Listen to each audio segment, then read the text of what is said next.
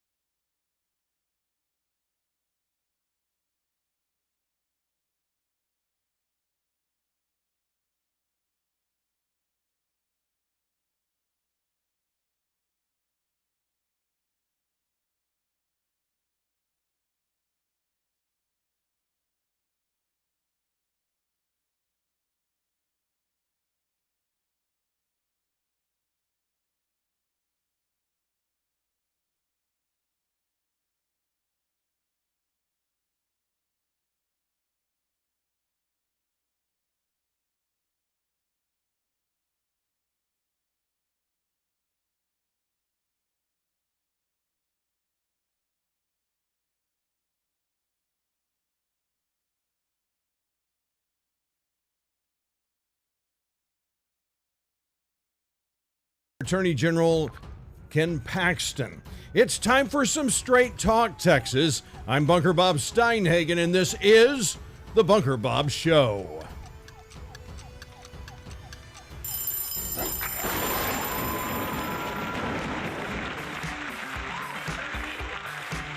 Greetings, thrill seekers, music lovers, conversationalists from across the fruited plains of the great state of Texas. I am your host, Bunker Bob Steinhagen, bringing you an hour of unfiltered, unadulterated, and unapologetic conservatism to help make Texas and America great again. And I'm grateful to have you watching today on the Bunker Cam via Rumble, YouTube, or Facebook. And welcome my podcast listeners who are out walking, driving in their cars, or wherever they're listening via Spreakers, Spotify, Google Podcast, Apple Podcast, Deezer, iHeartRadio, Podchaser, or Podcast Addict. Whichever it is, I'm glad that you are with me today. And today I really want to focus, kind of extend what I talked about yesterday, which was the attack against our chairman, our party chair, Matt Rinaldi. And he is being attacked by the Young Republicans of Texas.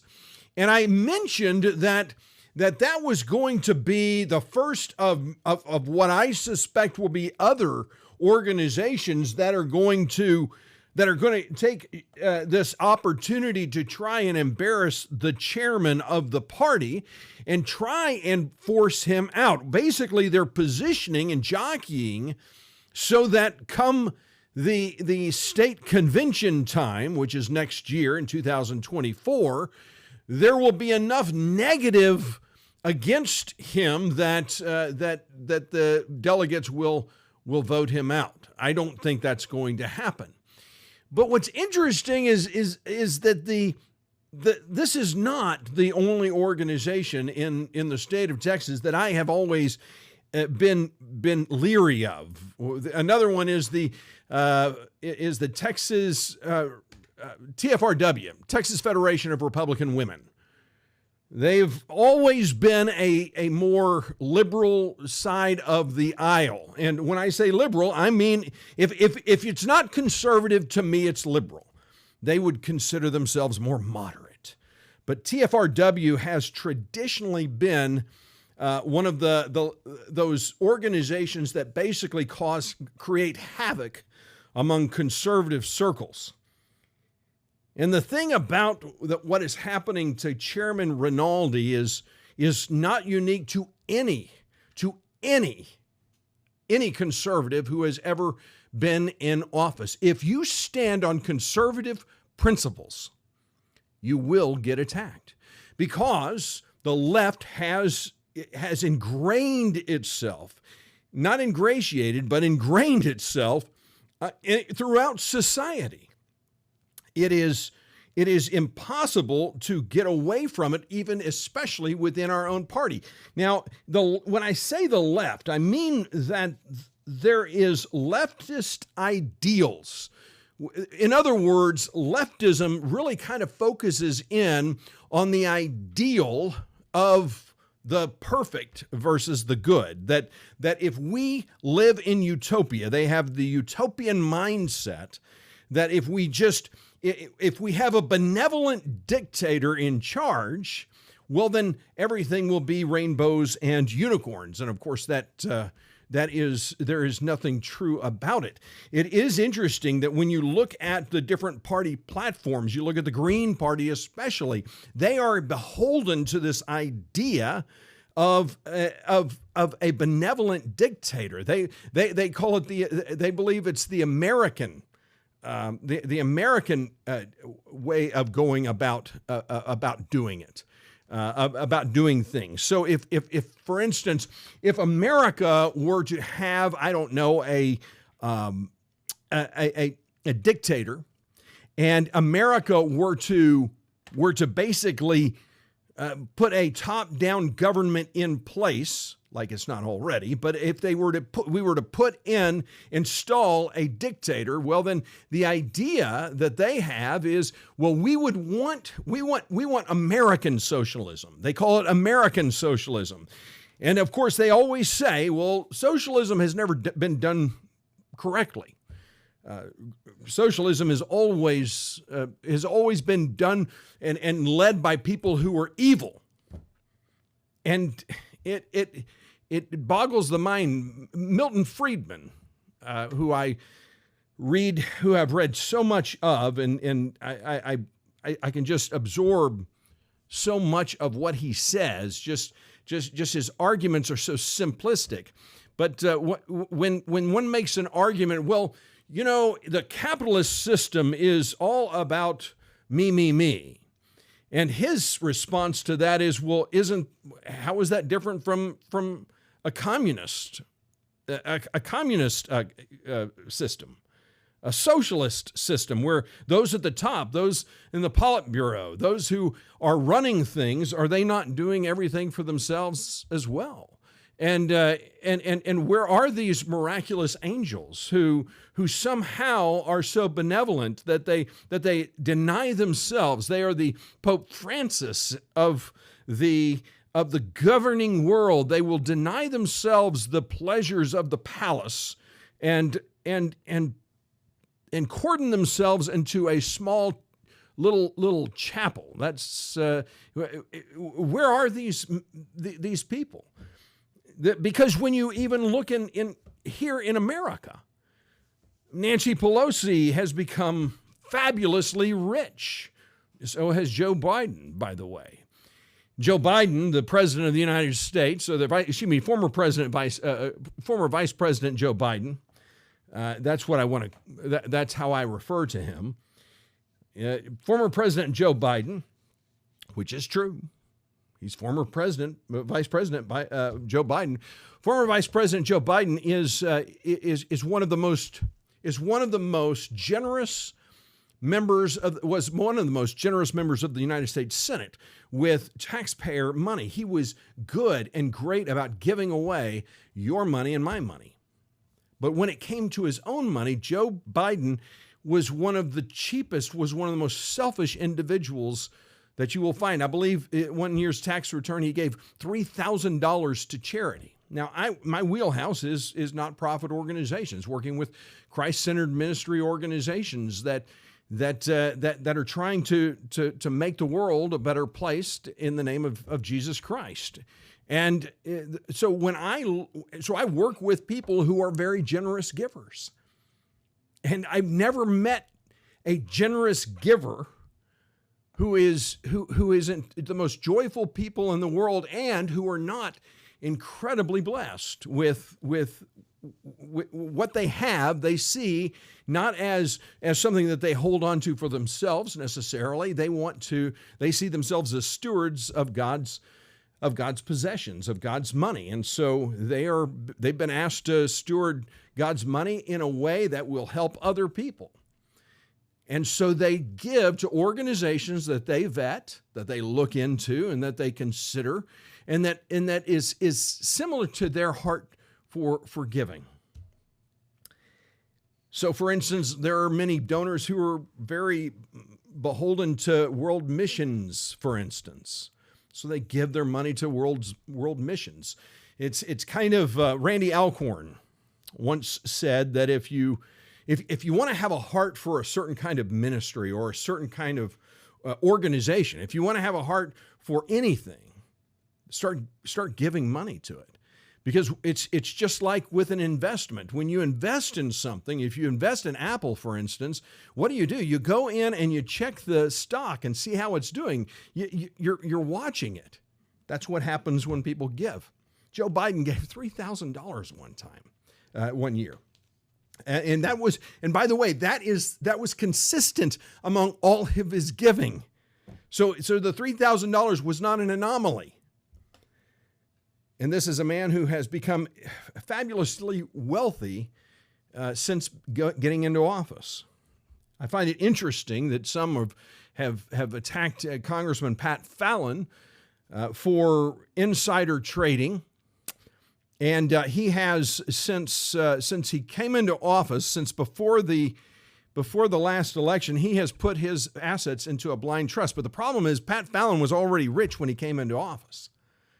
And so therein lies one of the problems, is that Pat Fallon doesn't really need more money. Of course, he wouldn't have a problem making more money, and I think there's a lot of people out there who would. I mean, if you got $100 million, well, $200 million sounds even better. So it's not that Pat Fallon is incapable of insider trading as a member of Congress. The fact is, when he got attacked about it, he then put his money into a blind trust. And so it will stay in that blind trust for as long as he is in Congress. He talked about that here on, how do I know that? He talked about that here on this show. He was sitting right next to me, and that's exactly what he said. I'm not gonna give my opponents another bite at this apple. That was the actual term he used. I'm going to put it in a blind trust so we don't have to move forward with it. It was the same time that he brought a box of all of his investment information. And he's so, this is something Nancy Pelosi you would never see Nancy Pelosi doing or Joe Biden doing, but he said, here, take a look to your heart's desire. He posted his investments, but that wasn't good enough. That's not good enough for many of his naysayers.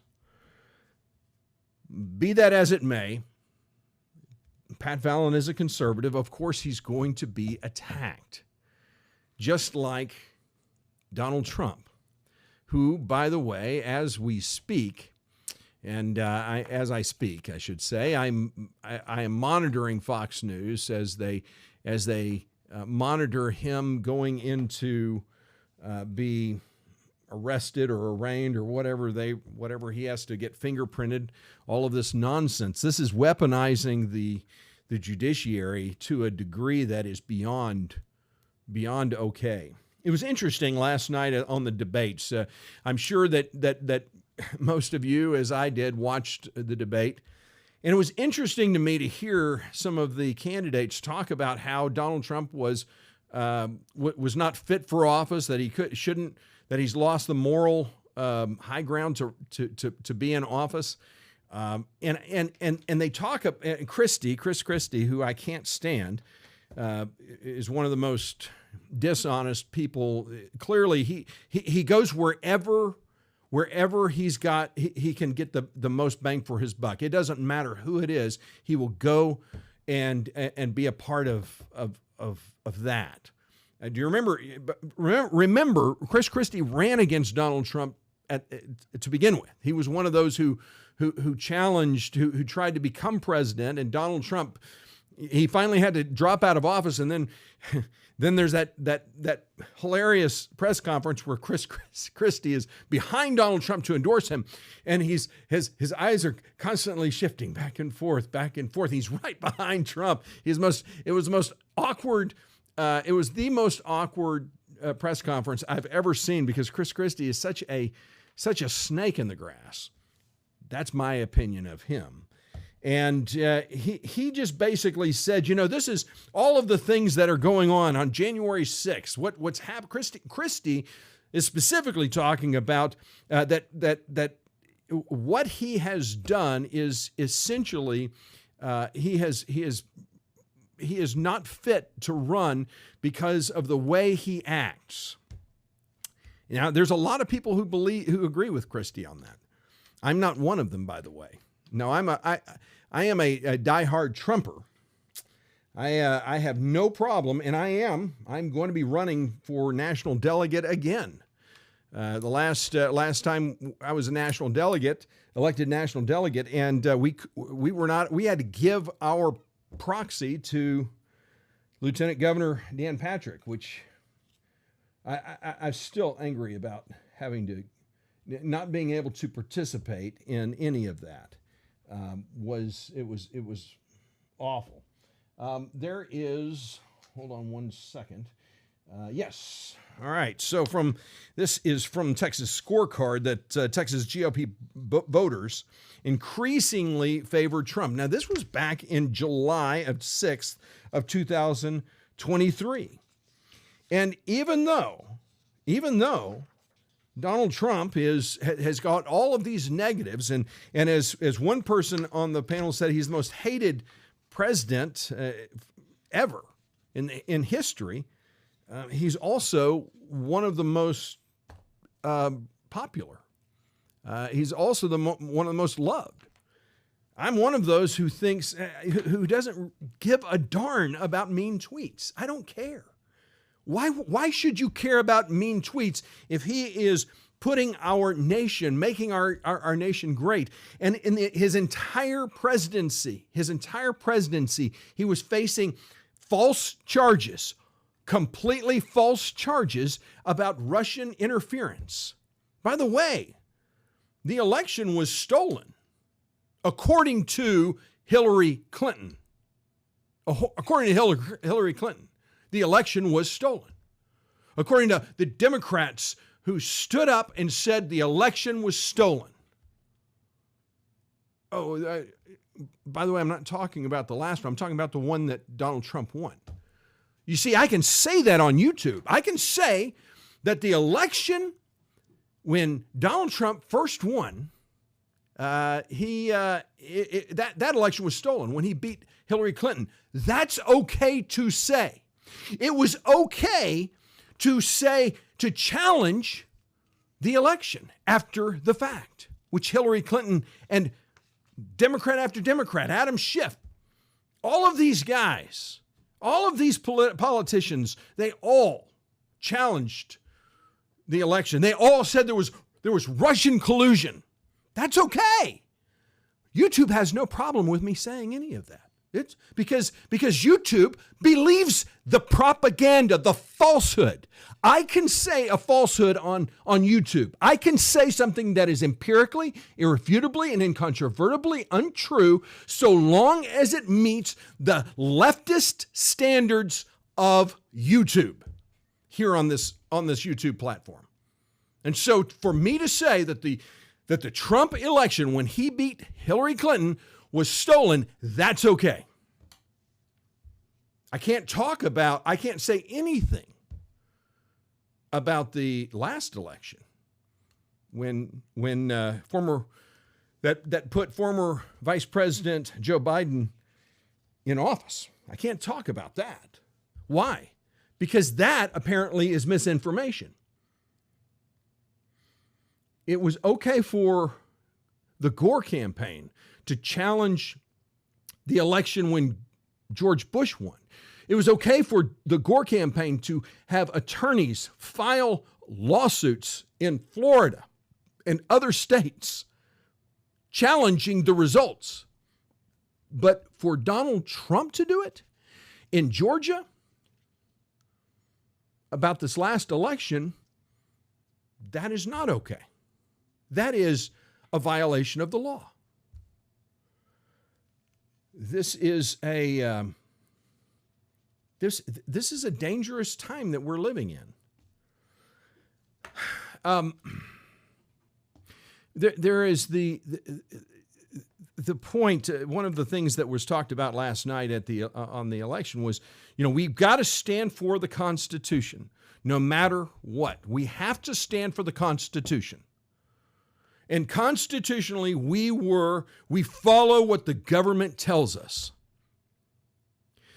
The problem, and I agree because I'm a constitutionalist. I absolutely agree that we follow the Constitution.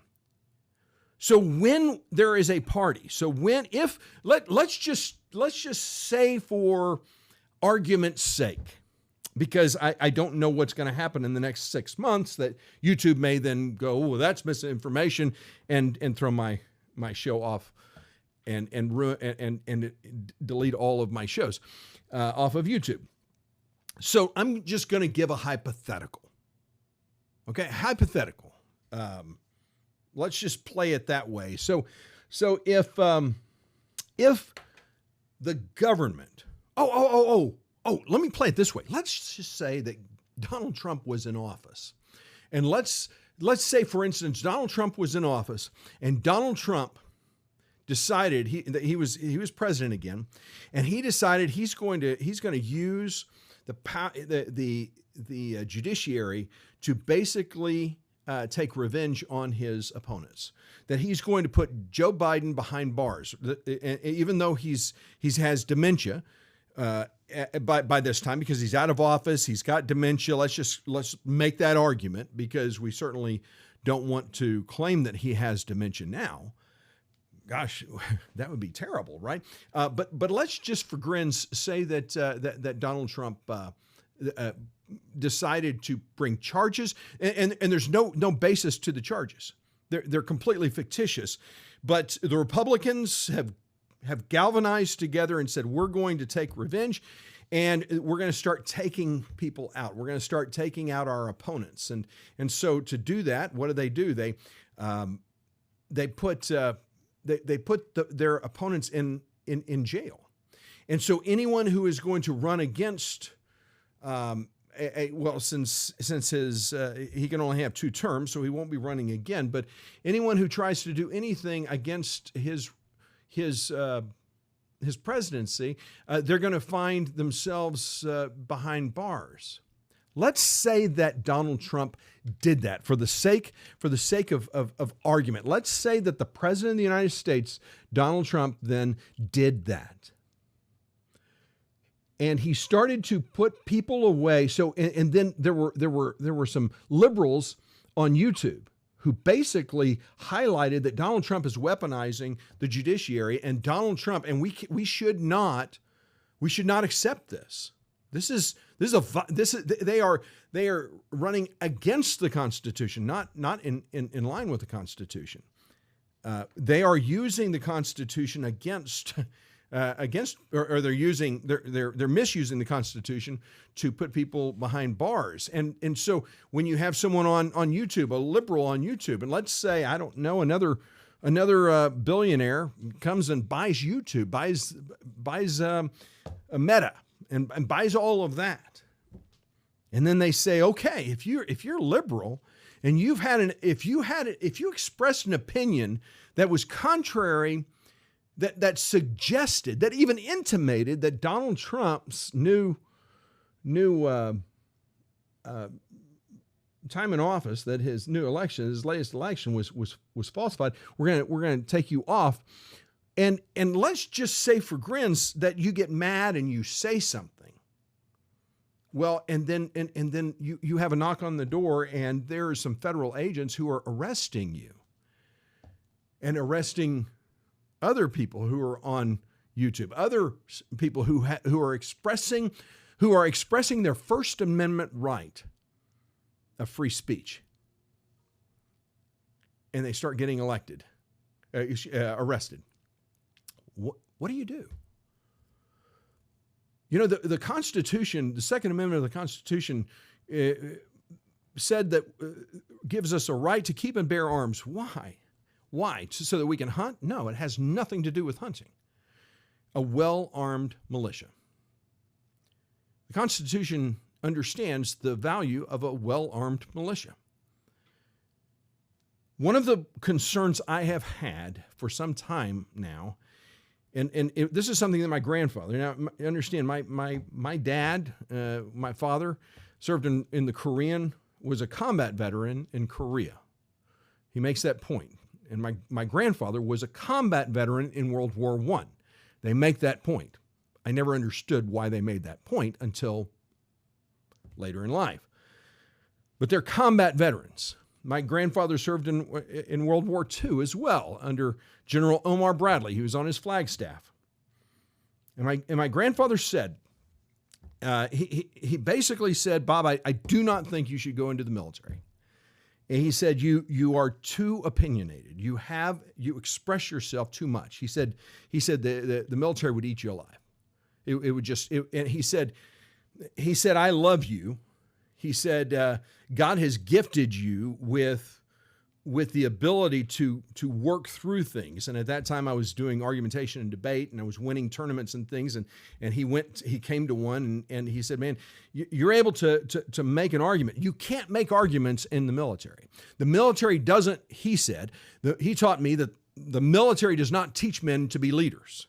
The military teaches men to be followers. You get that? The military does not teach men to be leaders. It teaches men to be followers. And that's always kind of stood with me. And he said, watch those who are in office. He said, if you look at Ronald Reagan served in the military, but he served in the USO.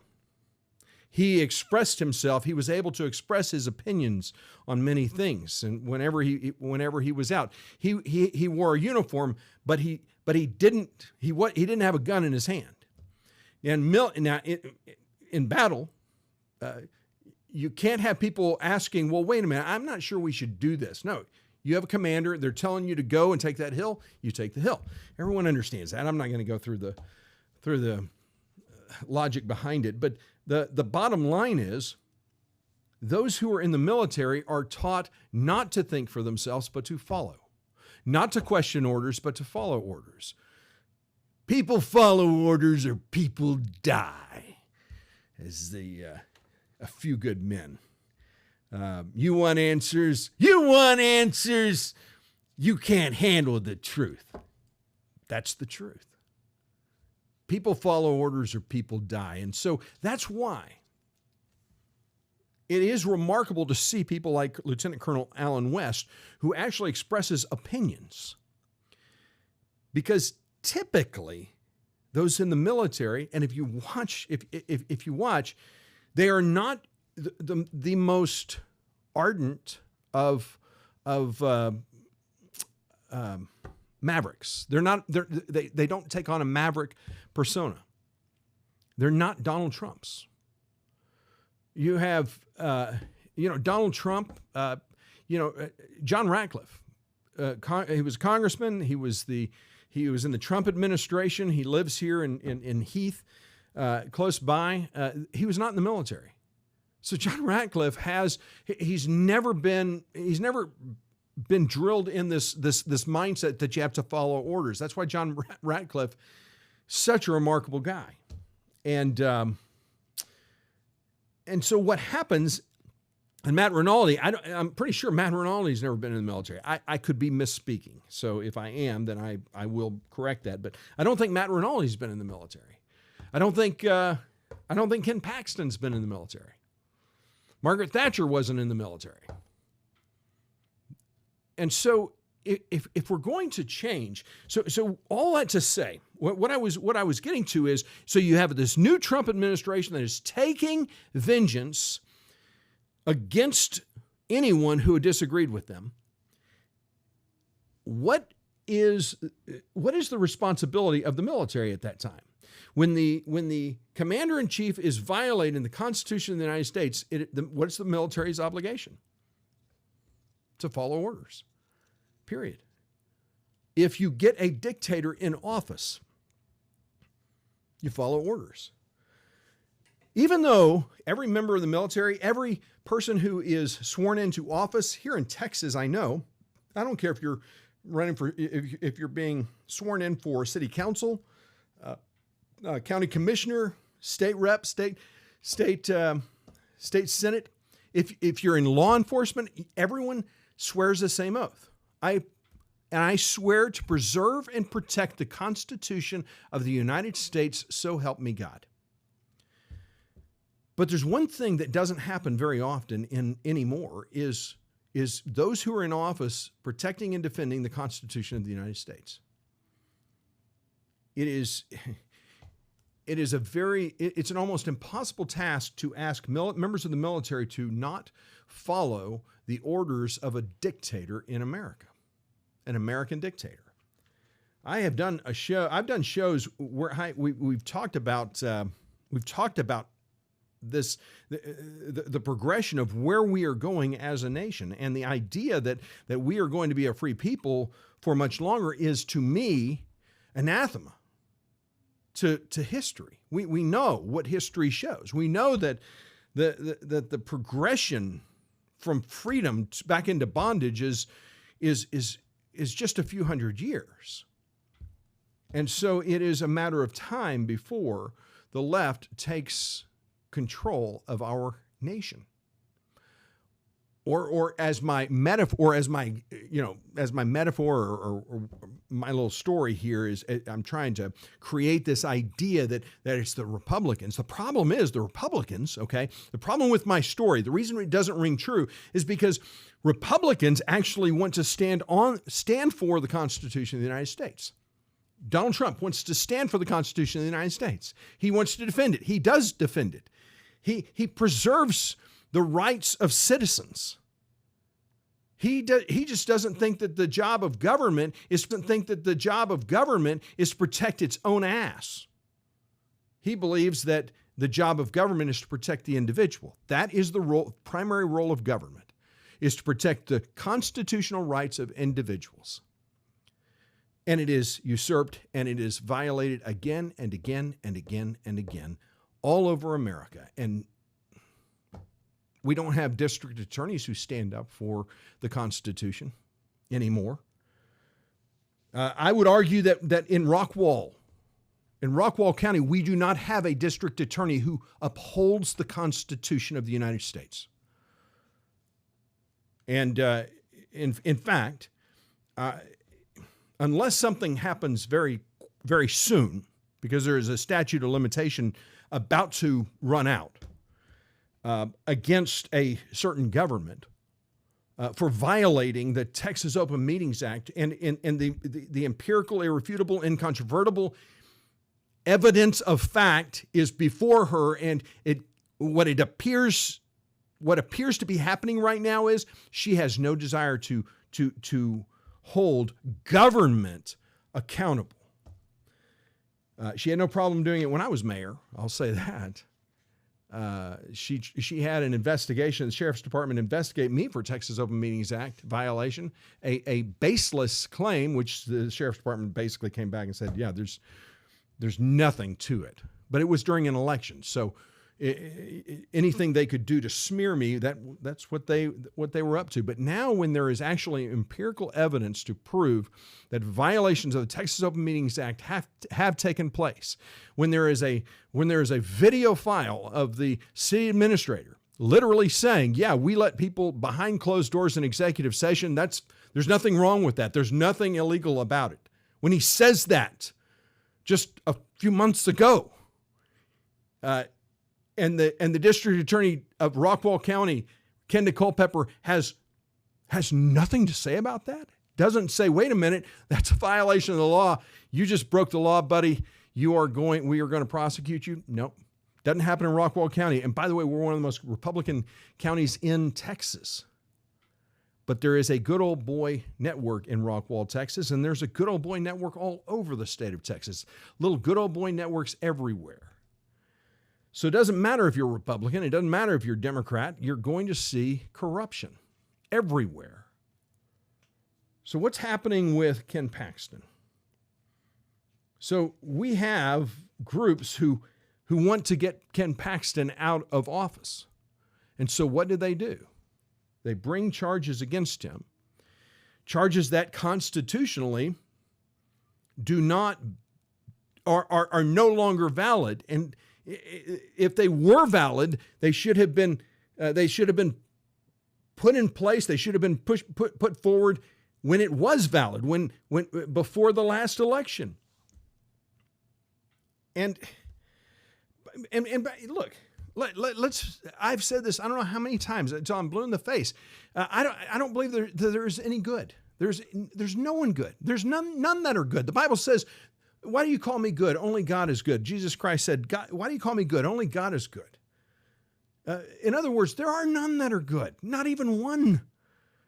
So for me to say that Ken Paxton is a perfect man is simply not the case. I would never say that. I have never said it. Why? Because I don't believe it.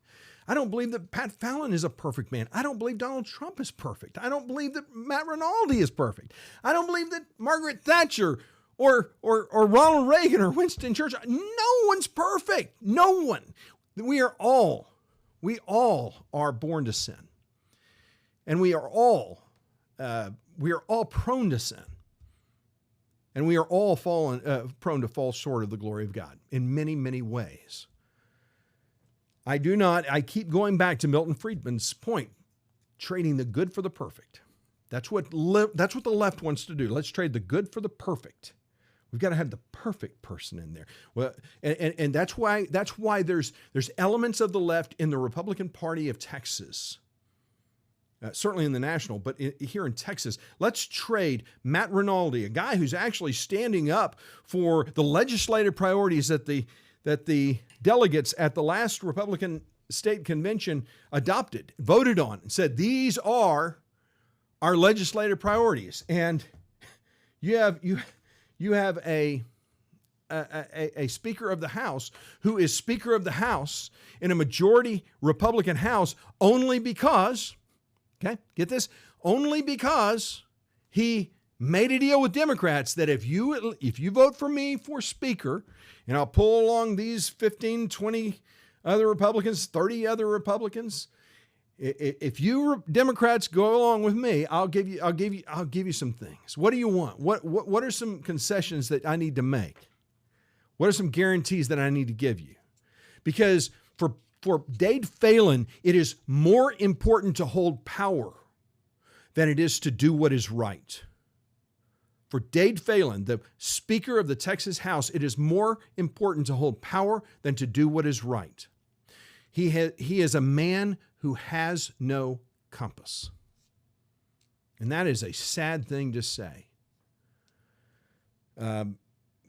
If you're willing to sell your soul to the devil, you have lost that. Now there is where you have lost the moral high ground to lead. Donald Trump never sold his soul to the devil, never.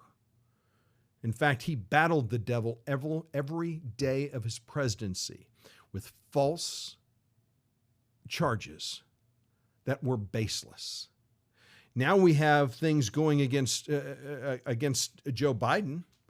There's empirical evidence against Joe Biden, but no one wants to hear about it. No one wants to hear about it. Certainly not Congress. Certainly not the Attorney General. Don't want to hear about it. Why? Because we live in a time where evil is called good, and good is literally called evil. That's a sad thing. That's a sad thing, isn't it? But that's where we are today. This world that we live in, for those of us, and I understand. Look, I'm a Christian. I'm unapologetically Christian. I follow Christ as my Savior. And the reason I follow Christ is because there's nothing in me that is good. Nothing at all. I need a Savior. For me not to have Christ, there's no way I could enter the kingdom of God. And when I exit the electorate, as they say in politics, and I stand at the gates of heaven, and if God says, why should I let you into my kingdom? I'll have three answers for him: Jesus Christ, and Jesus Christ. Christ alone is the only reason that I am worthy to gain admittance into heaven. You know, there's one thing I haven't talked about, and I want to stop a second and talk about it. A friend of mine, a good friend of mine, Scott Turnbull, died this summer. He died. He was a very private guy. He's been on the show. I call him the doctor of finance. I convinced him to run for city council. He got on city council, and he was just invaluable to me and the city council. He was the guy who would pore over numbers. He was a numbers guy. He loved that stuff. And it bored, he put me to sleep sometime how much he would go through. He was so meticulous with things. Scott and I got to know each other over time, and he came to McClendon Chisholm and with his wife. And one evening, every evening he and his wife would go sit out on the porch. Well, his wife went out to sit on the porch, and he went in to get them their drinks or something. When he came out, his wife had died of a heart attack. And so that experience, I think, really, and by the way, he's a Kansas State Wildcat. My wife's a Kansas State Wildcat. Love the Wildcats as much as an Aggie can. But that was always something that I think kept him, and we talked about faith. I asked him if he had a faith, and he really said, no, I don't. And it always weighed on me. So every time I did a show, not every time, I would say that 90% of my shows that I did, I would talk about my faith, and I would talk about what it meant to be a child of God, what I just did. When I get to heaven, there's nothing in me that is worthy of the gospel of Jesus Christ. There's nothing, I can bring nothing before heaven, into heaven, that would make me worthy to be called a child of God, except that unfathomable grace of Jesus Christ, who, for the joy set before him, endured the cross, despising the shame, and sat down at the right hand of the throne of God. And it is by faith. It is by grace through faith that I am saved. It is not of myself. It is the gift of God. And I believe that with all my heart. And I am confident where I will be when I exit the electorate. And so every time I had a chance, I always tried to share that message of hope. And I realize there are many who are watching that don't believe that, and that's okay. You respect my right. You respect me for having a faith and being forthright about it. And in the fact that I believe that if what I'm saying is true, if the Bible is true, if it is profitable for teaching, for correction, for reproof, for training in righteousness, so that the man of God may be ready, equipped for every good work, if that's true, then why wouldn't I want to share that? That's the greatest message that I could ever share. And I'm always, I know that people are turned off by me. I've gotten some emails proselytizing. You're too much proselytizing on your show. I get it, and I'm not trying to say that that you're, turn or burn. I'm not trying to become this person that turns you off to Jesus Christ. What I am trying to do is encourage you to think about what it means to be alive. And just a quick story. I remember one of my clients actually it was a client in Colleyville, Texas, and one of the major donors to this, I was sitting down with at his home, and he's an ocular surgeon, an eye surgeon, and I basically said, I mean, you're very smart, obviously, and I said, how did you come to faith? And he said he came to faith in medical school. And I said, I've never heard someone coming to faith in medical school. He goes, actually, it's not that rare of a thing. He goes, many people come to faith in medical school. And I said, I always thought that the professors were all, atheist and agnostic. He goes, oh, don't get me wrong. I mean, there's quite a few of those. But the fact is, especially in the kind of circles that in the kind of medical schools, in surgery and things like that, when you start to learn, he said the eye is such an incredible miracle. He said, the more I learned about the eye and how everything has to be just so, he said, the more I learned about it, he goes, it was impossible for me to think, well, all of this just happened. How could the eye just happen? He said, and it forced me to ask deeper questions. I'll never forget that. And so that's what I'm trying to do is force you to ask deeper questions of yourself and of your faith. And my daughter, we often talk about our faith. And my wife, the three of us around the dinner table, it's one of our favorite topics. And so I can't. It's the greatest news that I know. It's the greatest thing I can share. So it's impossible for me not to share it. So if I offend you, I apologize for that.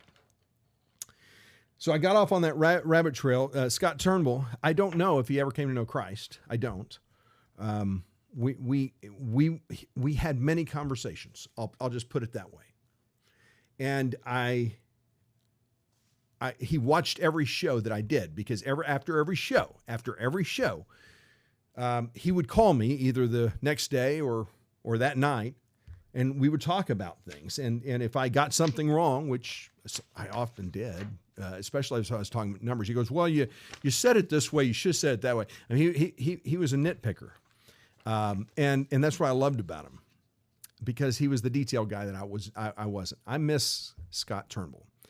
And our some really pathetic people in our little city created a poster with his picture on it for him to resign, and pushed him out of office like they pushed me out of office, with lies, misinformation, and basically ensured that conservatism died in McClendon Chisholm.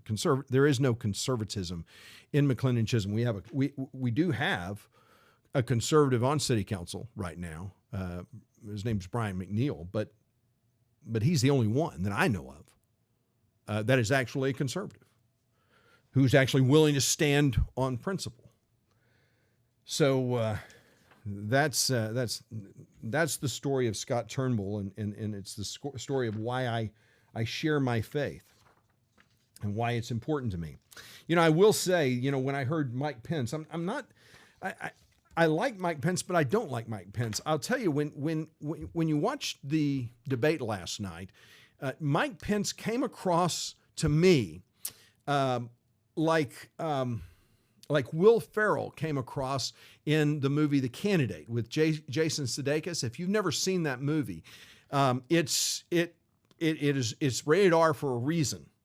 But I've got to say they nailed the politician. Will Ferrell was the perfect politician, and he you saw the little montages of him talking to different groups and tilt-a-whirl runners are the backbone of America. And that's how we're going to do it. And all the little platitudes, the little things that you're trying to say the right thing. You're trying to get people to applaud just for the easy applaud lines. And that's really where I thought, that's what I thought of Mike Pence last night. He was just trying to, his whole thing was just full of platitude after platitude of just, my faith and his faith in Jesus Christ. And that's so, and it's so important. And it's what has drawn me to Mike Pence. But the problem is, it just sounds so stale now, the way they do it. So watch the candidate. If you've never watched it, and if you can stomach the language and some of the stuff in there, but there's some laugh out loud parts of that where I just go, man, that's just so true, because I've worked in political races, and you have candidates that are just nothing but just empty, and thankfully I never experienced those kinds of candidates, but whenever I watch especially on the federal, on the national sideline, where the national platform, where you're seeing these guys running for president, this is where it just gets so full of crap. It really you need your mud boots, because it just gets so thick. The Ramaswamy. I like the guy a lot. I like the fact that he's saying, I think Donald Trump is the greatest president in my lifetime. I think he's right. He's absolutely, I agree with him. I've said the same thing here on this show many times, and I have no problem saying it. And I like his positions. The fact that he's Hindu doesn't bother me a bit. The reason it doesn't bother me is because I go back to the fact that I don't think there's anyone perfect in this world. That's where I got off on a rabbit trail. Now I'm finding my way back finally. But these guys who are in office, no one is perfect. When you say, well, we need to find someone who is a strong Christian. Man, I don't even know what that means. What do you mean, a strong Christian? Define that. Define strong Christian. You tell me someone is a strong Christian, I'll show you a liar. They're a deacon of their church, okay? Because I work in this realm, the Christian realm. You know how many pastors end up having affairs with people? We had a pastor here in Rockwall. Had an affair, left his wife, a pastor. What is a strong Christian? You know what a strong Christian is to me? A strong Christian is someone who understands they have nothing to bring to Christ. There's nothing good in them. I don't tell people that I'm good. Don't follow me. Don't listen to me because I'm just so good, because I'm so honest. You don't know. There is none that are good. I'm not good. I am daily. The sanctification process. I'm not going to go into the theology of sanctification, but bottom line, it's a process. It's an ebb and flow. It's sometimes I'm winning, sometimes I'm losing. Satan is real. I believe that there is a Satan. I believe that there is evil in this world, and I don't believe that men are naturally good. So I don't trust men. I'm more trusting than I should be. I will say that. But my faith, I put my faith into God, and I look for the men who are flawed, because I got to tell you, it's funny that Donald Trump has not surrendered yet in Atlanta, so I'm watching that. But yeah, people who think you've got to find the good person, the good Christian person, I just don't believe that anymore. I don't think there is such a thing. Mike Pence is a good man, but I'm sorry, Donald Trump was a great president. I love Ted Cruz, but Ted Cruz, see, here's what I like about Ted Cruz. Here's why I would follow Ted Cruz. Ted Cruz is one of those guys. See, when I was in high school, I went to Lee High School, and Ted went to Second Baptist, and we saw each other in debate. We both did a Lincoln Douglas debate. So he and I knew each other when we were kids, and we were both pretty arrogant. We were both pretty prideful guys, and we both thought we were it on a stick. But Ted Cruz is one of those guys who understands that he's not good. There's nothing good in him. He's the first person who will tell you that. He'll tell you, don't trust me. You need to hold me accountable. You need to check what I'm saying. I can say these things are true because I know these things are true, because they are true, because I've got empirical evidence to back it up. That's why Ted Cruz has such confidence. It isn't because he's a good, strong Christian. That's why I love Ted Cruz for those reasons. So listen to his dad. You want to get an ass kicking? You sit at the feet of Mr. Cruz. He will. If you're a Christian, he will knock you down. He will remind you that you have nothing to give. You have nothing to give to Jesus, that you can only receive. And in anything good that does come out of you, that's from God alone, which is why God gets the glory, not you. Rafael Cruz, man, that guy is my hero. I love Rafael Cruz. Ted had a great dad. I had a great dad. I have a great dad. Yeah, he has a great dad. So let's see. Yeah. So not much time left in today's show, it's Monday through Thursday. So I'll be back on Monday, but I do want to remind you that look, what's happening with Chairman Rinaldi needs to be kind of the battle cry that we need to say to young Republicans who are wagging their fingers at Matt Rinaldi, that these young Republicans need to get a compass, need to find a heart, need to figure out what exactly they believe. Because if they're not standing on the Republican Party platform, then come be a delegate at the state party convention and try to change the platform, change the legislative priorities, make your arguments. I would love for you guys to do that. Let's have some arguments. Let's have some of that, because that's where I think we grow as a party, because I think you'll find that you are misled in a lot of ways.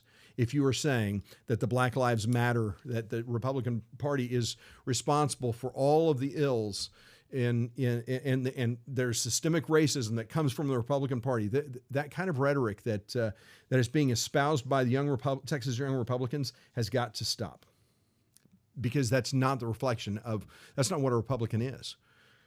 All lives matter. Every life matters. You know how I know that? Because Jesus Christ told me that. Every life matters.